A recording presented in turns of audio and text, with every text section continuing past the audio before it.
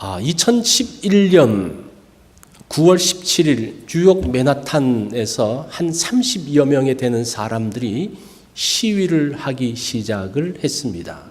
이 사람들은 고학력자임에도 불구하고 저임금을 받는 그러한 사람이었습니다. 그래서 이 미국의 경제 불안과 부조리에 항의하면서 월가를 점령하라 라는 구호를 외쳤습니다. 이들이 말하기를 미국의 상위 1%가 미국 전체 부의 50%를 장악하고 있다. 우리는 99%다. 그러면서 이러한 시위에 참여하기 시작을 했습니다. 2008년을 여러분 기억하시죠? 경제를 파탄으로 몰아넣었던 서브프라임 모기지 사태로 인해서 월가의 수많은 금융업체들이 도산 위기에 몰렸습니다.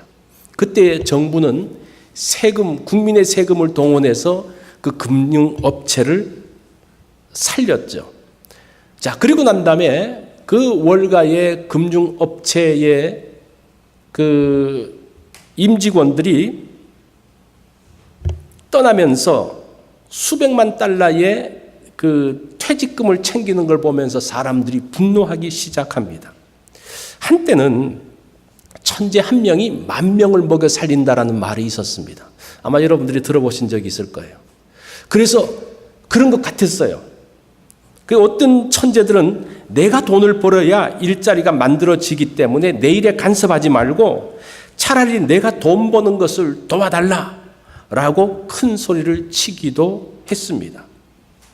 그러면서 기업들이 천문학적인 수익을 올려서 많은 부를 가졌음에도 불구하고 일자리가 창출되지 않자 사람들이 생각하기를 천재들이 결국 자기의 배만 불린다라는 생각을 하기 시작했습니다.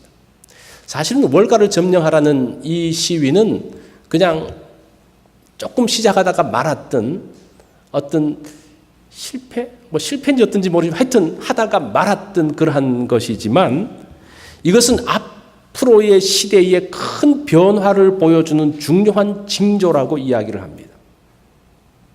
그러면서 이제 이것으로부터 이 영향력은 유럽과 아시아의 82개국 900여 개의 도시에 파급되어지는, 그러면서 경제학자들이 뭐라고 말하는 거 아니, 이것은 경제계의 새로운 패러다임을 만들었다라고 이야기를 하고 있습니다. 자, 제가 좀 장황하게 이야기를 했는데 시대 변화의 흐름을 본다는 것은 굉장히 중요한 거예요. 작은 하나의 일이 앞으로 어떠한 방향으로 나갈지를 보여주는 하나의 중요한 징조가 된다라는 겁니다. 자, 새로운 시대의 변화를 선명하게 보여주는 성경의 내용이 있다면 그것은 사무엘의 스토리입니다. 이 사무엘을 통해서 이제 사무엘의 사건들을 우리가 잘 묵상을 해보면 교회가 앞으로 어떤 방향으로 가야 될 것인지를 볼 수 있는 중요한 힌트를 여기에서 얻을 수가 있습니다. 당시 기득권을 가지고 있었던 종교 지도자들은 타락하면서 이스라엘 곳곳에 문제가 생기기 시작을 합니다. 모든 것이 만신창되어지기 시작을 합니다. 그때에 사무엘이라는 사람을 하나님께서 택하시는데 이 사무엘이 누군가? 이 사무엘은 제사장은 아닙니다. 실로 성막에서 섬기는 일을 하고 있지만 그 중심 역할을 하는 사람은 아니었습니다. 실로에서 중요한 사람들이 있었는데 그 사람들은 누굽니까? 엘리와 엘리의 아들들이 중요한 역할들을 하고 그 사람들이 지도자로 서 있었습니다. 사무엘은 그들을 돕는 2인자였습니다.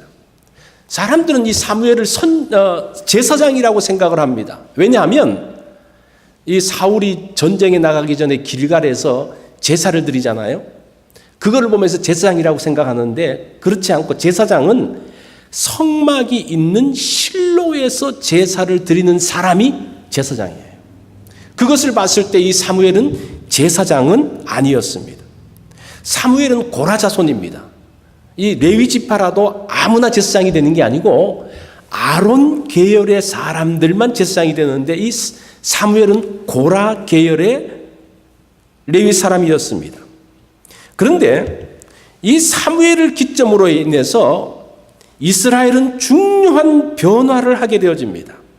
어떤 변화인가 하니 제사 중심에서 말씀 중심의 선지자 시대로 바뀌어지는 것이 사무엘 시대의 모습입니다. 자, 우리가 지난번에는 베드로의 일생을 보면서 우리가 말씀을 봤다면 우리 7월, 8월 기간 동안은 사무엘에 대한 말씀을 좀 살펴보려고 합니다. 그래서 이번 말씀의 큰 제목이 무엇인가 하니 이인자 사무엘입니다. 이 사무엘 시리즈인데 이 사무엘은 누구냐? 이인자였다는 거예요. 그래서 이 이인자를 통한 통찰력, 성경은 이인자를 통해서 시대를 바꿔가고 하나님의 역사를 바꿔가는 이야기를 담고 있습니다. 그래서 우리가 이번 여름 기간 동안 한번 이러한 이인자의 모습들을 살펴보는 그러한 시간이 되어졌으면 좋겠습니다. 사실은 우리 대부분은 이인자죠. 그래서 뭐를 세상을 주도하고 그런 주류에 있는 사람들은 아닙니다. 그래서 우리는 낙심하죠. 우리가 무슨 세상을 변화시킬 수 있을까? 우리가 세상 가운데서 할 수 있는 역할은 무엇일까?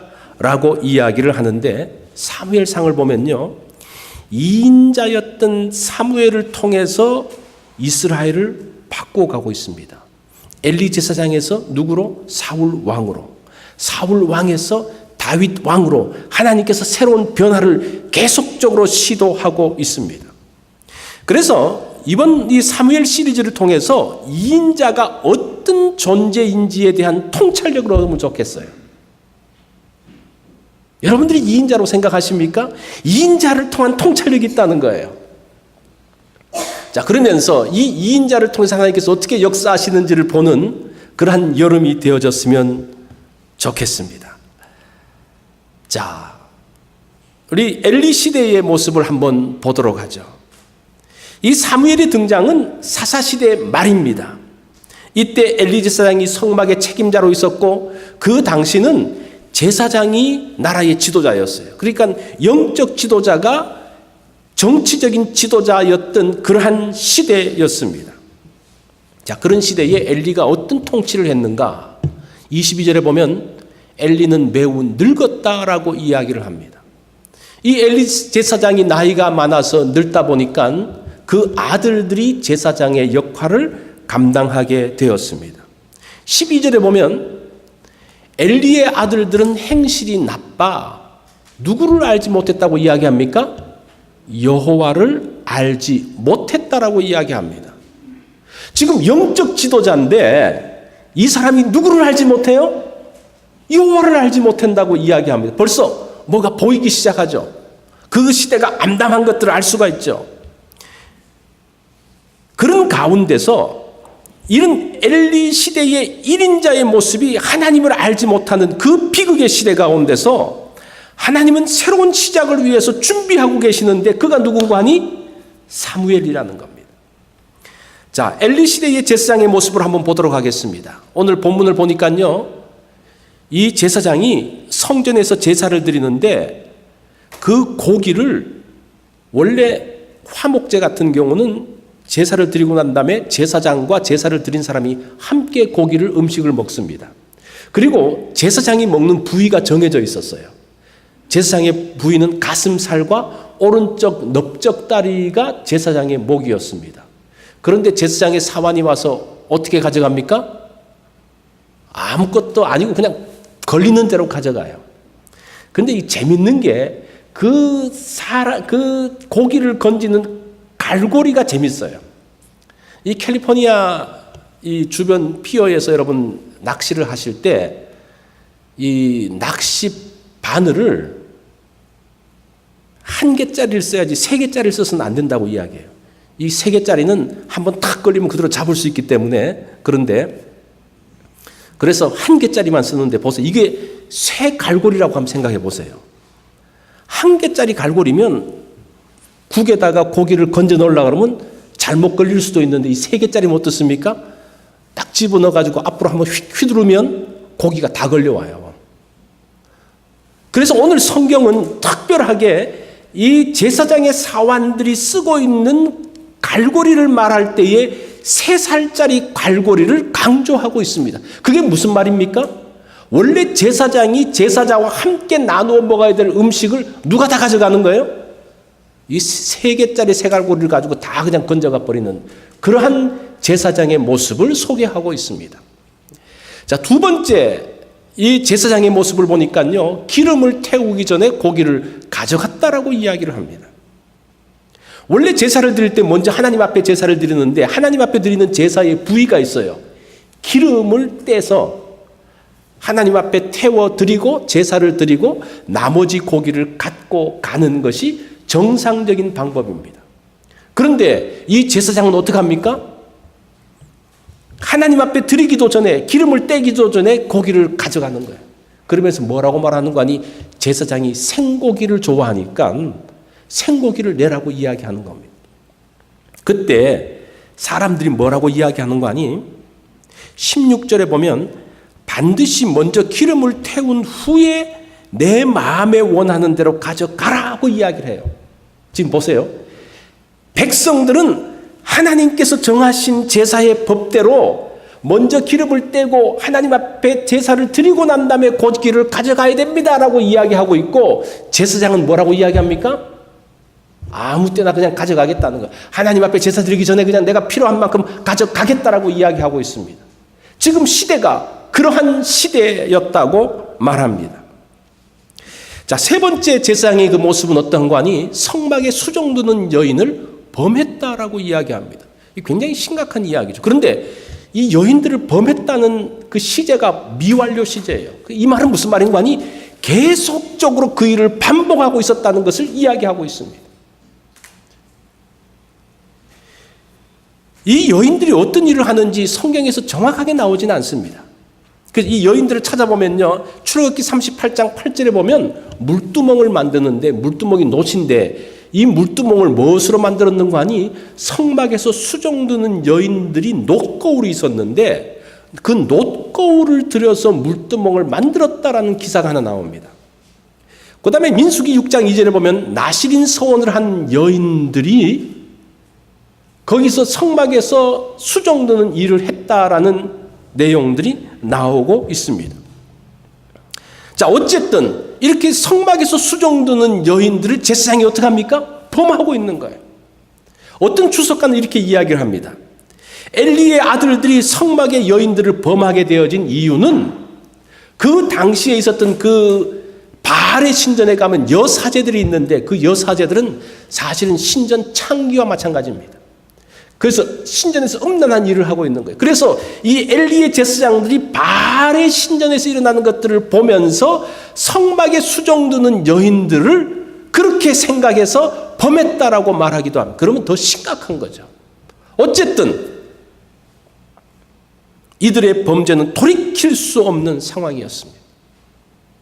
그때에 이들을 향해서 그 아버지가 말합니다. 25절에 보면 그들이 자기 아버지의 25절에 보면 그들이 자기 아버지의 말을 듣지 아니하였으니 이는 여호와께서 그들을 죽이기로 뜻하셨습니다.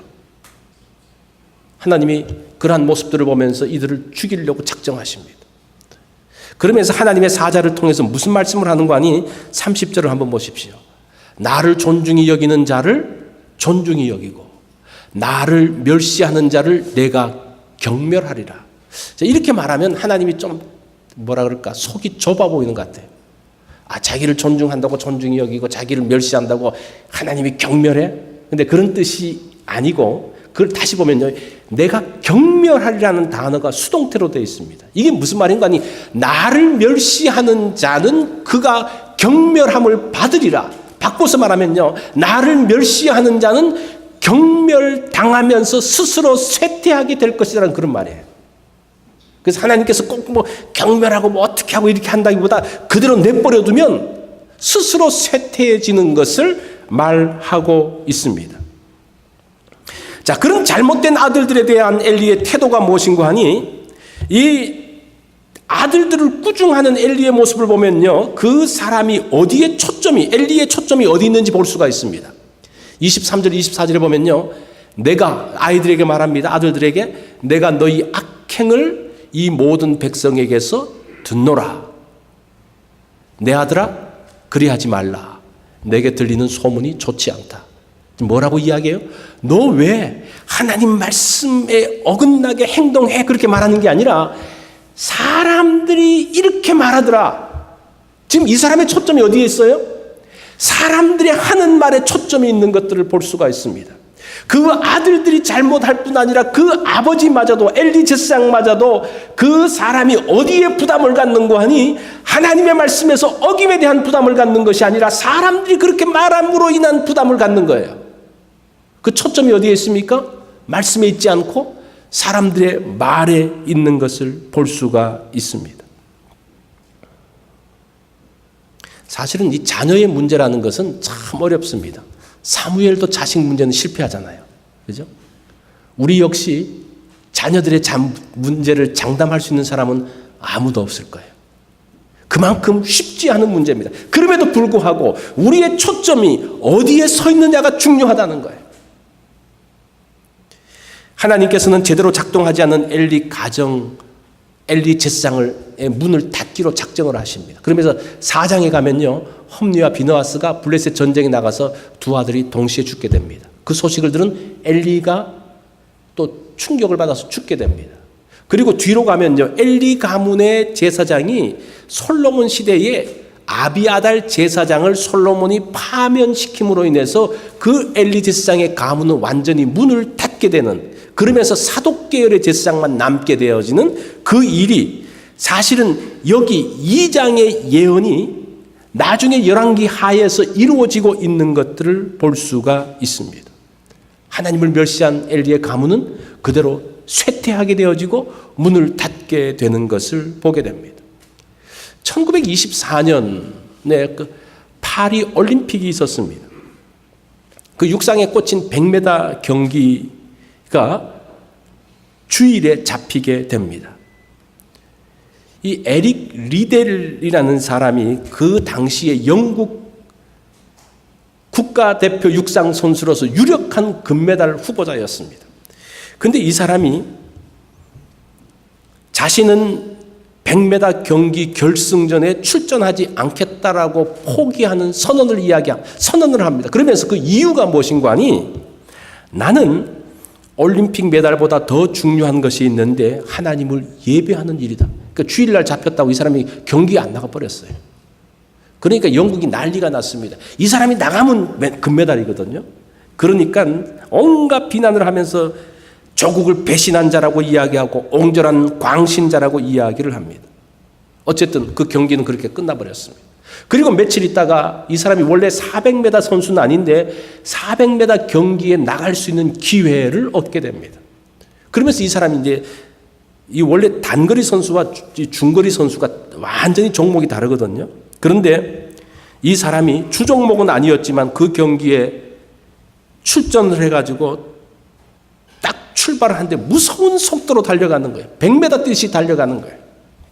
사람들은 저러다가 심장이 터지는 게 아니냐라고 조마조마하게 보는데 그 사람이 그 400m를 경기를 해서 1등을 했는데 세계 신기록으로 1등을 합니다.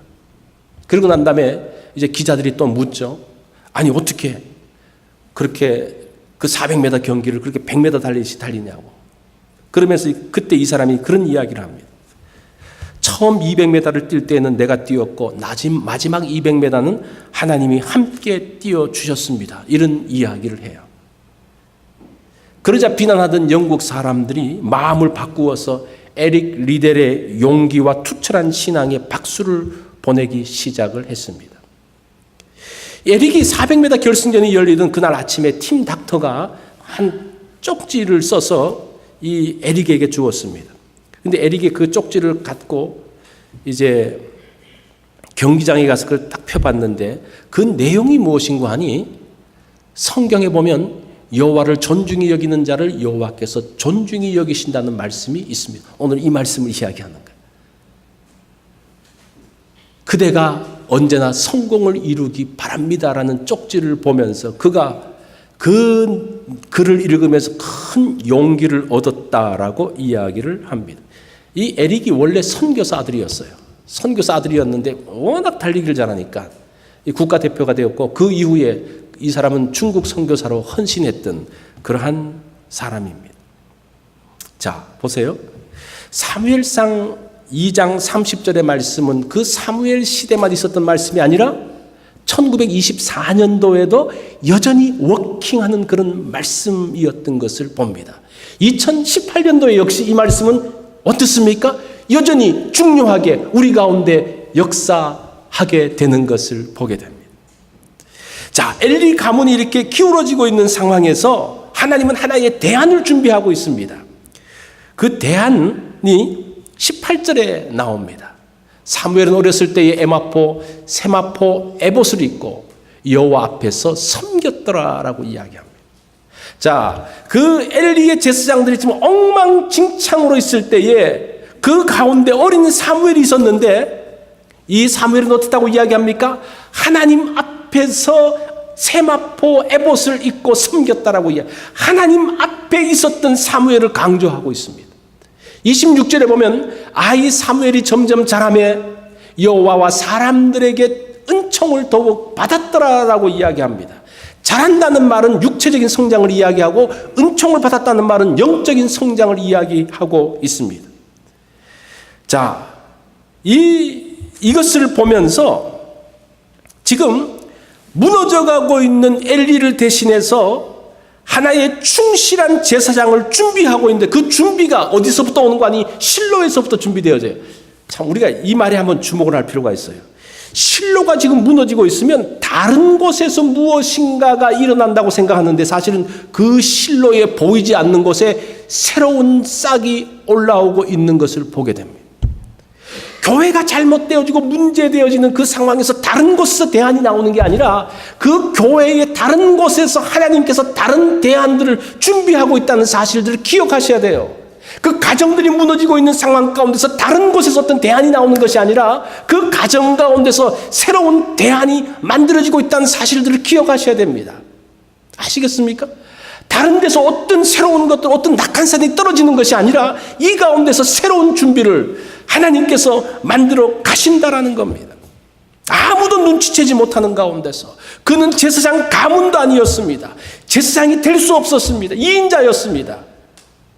1인자로 올라올 수 있는 사람이 아니었습니다. 그런데 그 사람을 통해서 이스라엘의 제사장 시대에서 왕정 시대로 바꿔버리는 그러한 일들을 하고 있는 것을 보게 됩니다. 사실은 세상은 1인자 싸움에 여념이 없습니다. 서로가 수단과 방법을 가리지 않고 자기가 1인자가 되려고, 자기가 대통령이 되려고 그러고, 자기가 최고의 자리에 올라오고 그러고, 그 가운데 얼마나 많은 암투와 싸움들이 있습니까? 왜냐하면 2인자는 보잘것없어 보이기 때문입니다. 그런데 역사는 누구에 의해서 움직인 줄 아십니까? 2인자에 의해서 움직인다는 사실을 아십니까? 그래서 하나님 나라도 2인자를 통해서 이루어지는데, 성경을 자세히 보면요, 이런 관점에서 보면요, 성경이 다 그렇게 되어져 있어요. 앞으로 세상은 눈에 보이지 않는 데서 헌신하는 2인자를 통해서 만들어진다는 거예요. 2인자를 킹메이커라고 이야기합니다. 그죠? 왕을 누가 만들어요? 2인자가 만들어요. 누가 대통령을 만들어요? 2인자들이 만들어요. 사람들은 사무엘처럼 되고 싶어 합니다. 아, 사무엘이 로망일 수 있어요. 근데 사무엘이 2인자라 그러면 사람들은 2인자를 싫어해요. 사무엘은 좋아하지만 2인자는 싫어합니다. 사무엘이 누구예요? 2인자였습니다. 하나님의 손에 붙들린 2인자를 통해서 하나님께서 이스라엘을 새롭게 변화시키고 있는 것을 보게 됩니다. 사울을 세웠고 다윗을 세운 킹메이커 2인자였습니다. 이 다니엘의 생애를 보면요, 이 사람은 평생 2인자입니다. 이 다니엘은 1인자가 될 수가 없어요. 왜냐하면 포로 출신이잖아요. 출신부터가 벌써 비주류에 있는 겁니다. 노예 출신입니다. 포로입니다. 그런데 그 사람이 어떻게 합니까? 바벨론에서 왕들을 움직입니다. 그 바벨론이 무너지고 다시 페르시아 제국이 만들어졌는데, 거기서 다리오 왕을 또 움직이기 시작합니다. 이게 지금 성경에서 보여주고 있는 이인자들의 모습인 것을 볼 수가 있습니다. 어떤 한 소녀가 가난한 가정에서 태어나서 홀 어머니와 함께 있었습니다. 이들은 먹을 것이 없어서 물로 배를 채우는 것이 한두 번이 아니었습니다.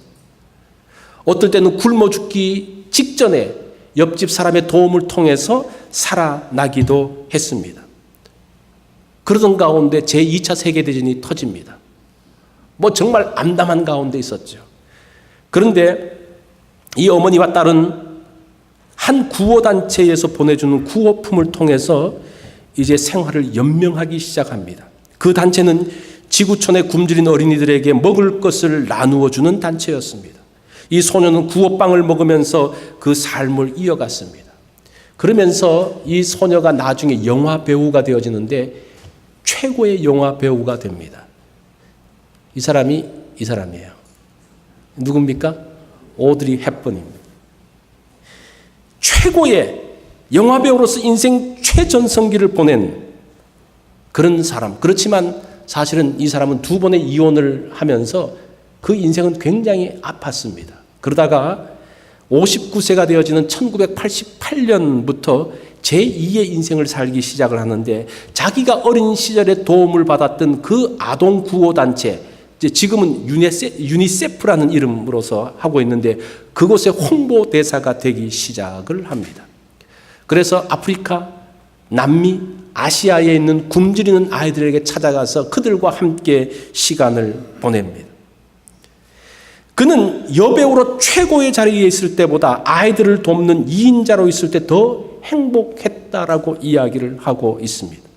사실은 오드리 헵번의 인생에 정말 그 평가의 좋은 평가의 그 부분은 무엇인가 하니 그의 전성기가 아니고 그의 후반부의 인생을 가지고 그를 훨씬 더 높게 평가하고 있는 것을 보게 됩니다. 어떤 삶 가운데서? 2인자의 삶 가운데서. 이 카터 대통령도 마찬가지죠. 그가 대통령으로 있을 때는 별로 많은 성공을 거두지 못했습니다. 그러나 그가 물러나고 난 다음에 2인자로서의 삶 가운데서는 큰 성공을 거두면서 카터의 평가는 어디에서 나오는 겁니까? 퇴임 이후에서 나오고 있는 것을 보게 됩니다. 여러분, 2인자의 축복을 누리십시오. 2인자의 지혜와 통찰력은 1인자의 성패를 좌우합니다. 그것이 사무엘의 생애였습니다. 그는 준비된 2인자로서 사울 시대를 거쳐서 다윗 시대의 영광을 누가 열어갑니까? 사무엘이 열어가고 있는 것을 볼 수가 있습니다. 그래서 많은 사람들은 사무엘을 1인자라고 생각합니다. 사무엘은 1인자가 아니에요. 2인자예요. 1인자와 2인자의 차이가 무엇인가 보니까 1인자는 통치하고 다스리는 사람이고 2인자는 영향력을 주는 사람이에요. 자, 보세요. 1인자는 통치하고 힘이 있으니까 통치하고 다스리고 무엇인가를 할 수 있는데 2인자는 힘은 없지만 뭐가 있어요? 영향력이 있는 사람이에요. 통치력과 영향력 가운데 어떤 게 더 큽니까? 사실은 누가 리더예요? 그 리더십에 대한 정의를 보면요. 리더는 통치하는 사람이라고 말하지 않고 영향을 주는 사람이라고 이야기해요. 영향을 줄 때 사람들이 그쪽으로 모이고 움직이는 것을 볼 수가 있습니다. 오늘 제목이 왜 사무엘인가입니다. 왜 사무엘인가? 무너지고 있는 이스라엘을 다시 세우기 위해서 왜 사무엘을 세우셨는가? 그는 통치하는 사람이 아니었고 영향을 주는 사람이었습니다. 영적인 영향을 주는 사람이었습니다. 복된 2인자로서 주변 사람들에게 축복이 되어지고 하나님의 나라를 복되게 만드는 사람이었습니다. 하나님은 무너지고 있는 이스라엘을 버려두시지 않으시고 새로운 준비를 하십니다. 그 새로운 준비에 누구를 사용하십니까? 2인자인 사무엘을 사용하고 있는 것을 보게 됩니다. 만년 2인자로 살면서 낙심하셨습니까? 이제 낙심하실 필요가 없는 것 같아요. 2인자의 삶이 얼마나 힘있고 큰 영향력을 가지면서 세상을 바꿀 수 있는 힘이 여기에 있는 것을 보게 됩니다. 복된 2인자가 되십시오. 그것 때문에 여러분 낙심할 필요가 없고 정말 복된 2인자로 서면요.